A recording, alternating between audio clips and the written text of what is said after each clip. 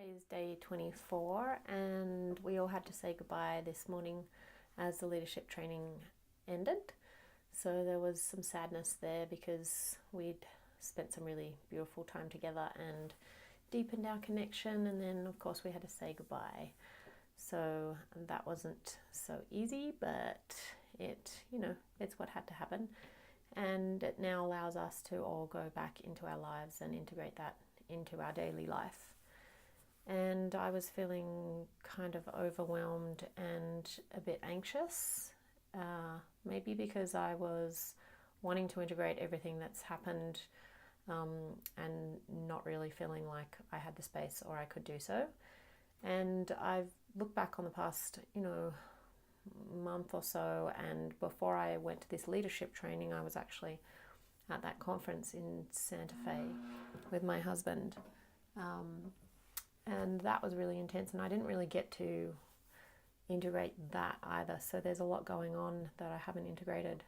And today I got back into some of my feminine mastery training and did one of the live Zoom calls this evening. And I was thinking of not going on it, but I did go on it, and it really helped because it kind of soothed me and brought me back into my deeper connection with my power and my presence and my highest potential that I bring into the world. So it felt really good to just connect back to that. And one of the things I really got from that call this evening was remembering that it's not a perfect process and things are going to stand in our way, and that's all part of the process, and that is okay, and that's the way it's meant to be. So I can get a bit impatient. I think a lot of people get impatient and we want to learn and we want to integrate everything right away and make the right decisions and respond in the right way to everything that comes at us.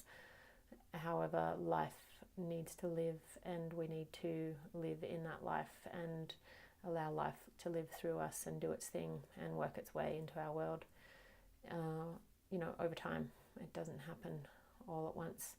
However, when we do have the tools to connect back to ourselves in a deep way and our purpose, it allows us to kind of relax a bit and trust life more and trust the process more and have faith that we're doing what we can in the way that is best for us.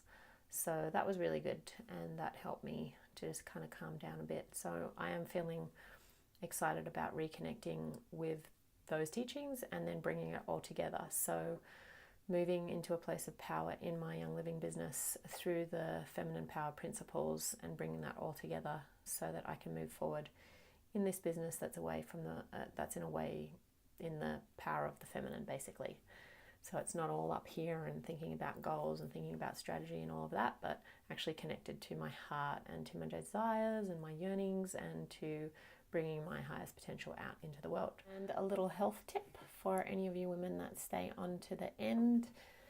I want to talk about underwire bras. So I don't normally wear an underwire bra. I normally wear a sports bra, but it's a really soft one. It still gives me really good support, but there is no underwire.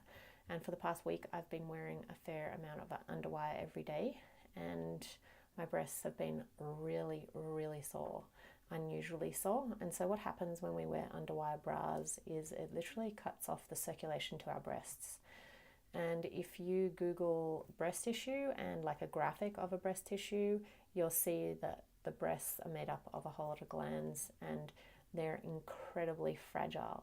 So when you wear underwire and you cut off the circulation to your breasts, it's very unhealthy for your breasts. So get a sports bra and stop wearing underwire if you possibly can. Just save it for special occasions.